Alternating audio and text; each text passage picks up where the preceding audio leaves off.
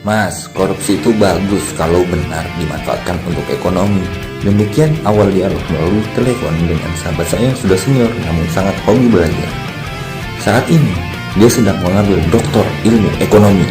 Bulan lalu saya dikirimi olehnya buku karya terbaru Stephanie Kelton yang berjudul Defisit Myth, yang baru baca separuh. Walau baru separuh, sepanjang membaca, kepala saya berkesimpulan bahwa kalau ini dibaca banyak anak muda, belah ilmu ekonomi yang diajarkan kampus-kampus ternama. Komentar saya, ini adalah buku berbahaya. Mudah-mudahan anak-anak milenial dan Gen Z tidak mau dan jangan baca buku ini. Kalau baca, nanti mereka bisa menggulingkan pejabat-pejabat dan tetua-tetua saat ini. Wis, pokoknya jangan baca. Biarlah anak muda ini tetap main TikTok, ijen, dan sosmedan saja. Jangan jadi pinter.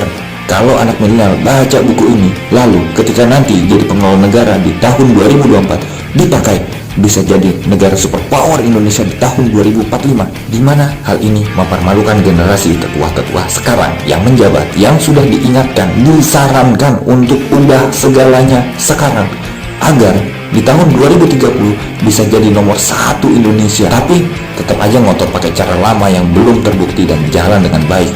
Tapi saya yakin anak-anak muda milenial nggak akan baca buku-buku beginian. Saya yakin anak muda di bawah 40 tahun nggak akan punya biji untuk masuk ke dalam dunia pemerintahan karena nggak berani melawan yang tua-tua. Walaupun milenial tahu semua bahwa old system doesn't work, saya yakin nggak akan berani anak-anak mudanya. Kalaupun berani, strateginya mereka nggak punya. Orang nggak pernah belajar bela negara. Memang secara sistemik, anak muda ini menerima dirinya dibodohkan agar menjadi diam dan mati angin seperti sekarang ini. Anak muda dibuat inferior 20 tahun yang lalu by sistem. Saya yakin gak punya cukup modal anak muda zaman sekarang untuk menjadi pemimpin bangsa. Kalaupun punya, pasti gak bisa merapatkan barisan. Kalaupun punya, pasti gak bakal bisa membangun organisasi yang solid, masif, militan. Pasti. Buktinya, sekarang hanya bisa berkor-kor di sosmed, sporadis, tidak bersatu, tidak satu suara, gak membangun struktur, gak membangun karya produktif, gak membangun peacock effect. Jangan tanya lagi peacock effect itu apa, baca tuh Wikipedia. Boro-boro di tahun 2024, sekarang aja di tahun 2020, anak muda di bawah 40 tahun yang merupakan 60% populasi pengen nguasain ekonomi aja belum tentu berani.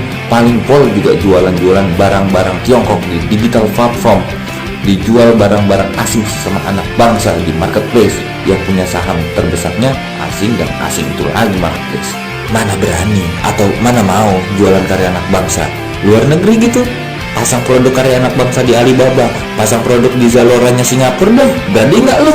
Video kali ini bukan untuk buzzer, tapi buat kalian sahabat muda. Saya tantang nyali kalian untuk menjadikan Nusantara di tahun 2024 untuk menjadi negara besar dengan tenaga kalian, pikiran kalian, hati kalian. Kalau kalian memang punya nyali untuk NKRI menjadi berdaulat, lakukan sekarang. Atau kalian masih ingin lagi kekuasaan ini dikasih kepada tetua-tetua seperti kami yang kemungkinan besar hanya memperkaya diri sendiri ataupun kelompok kami. Muak harusnya kalian dengan orang-orang macam kami ini yang dididik takut dengan Tiongkok dan Amerika dan membuat kalian tak bernyali. Sungguh, jika kalian ingin perubahan harus konstitusional. Bangun diri kalian dalam 2 tahun ke depan hingga 2022. Selama itu kalian bangun kekuatan ekonomi. Baru di tahun 2022 sampai 2024 kalian bangun kekuatan politik. 2024 sampai 2029 ambil dan kendalikan. Itu tahun kalian. Bangsa ini bisa besar hanya jika dikelola oleh mereka yang mengerti perkembangan zaman. Ribuan buku baru, pengetahuan bagus terbukti bisa dijalankan, tersedia ilmu baru yang up to date, siap kalian gunakan. Kalau kalian berani tinggalkan Keynesian, ini era push Keynesian, ini era setelah Keynesian, gak ngutang lagi cara ngelola negaranya. Saya sudah pesimis dan patah arah dengan yang ada saat ini yang menjabat bahwa mereka akan paham maksud dengan ilmu push Keynesian. Kalau push Keynesian kalian jalankan, bisa berubah itu departemen sistem tua yang ada saat ini, dan itu pasti tidak dimaui oleh para tetua-tetua yang sudah mapan di sana.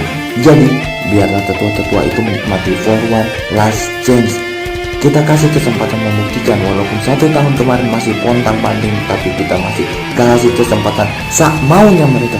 Monggo buktikan diri Anda wahai para tetua. Mau berapa lama? 1 tahun, 2 tahun, atau sampai 4 tahun lagi? Monggo. Tapi kalian anak muda, kalian harus bisa melihat ke depan, bangun ekonomi kalian secepat-cepatnya.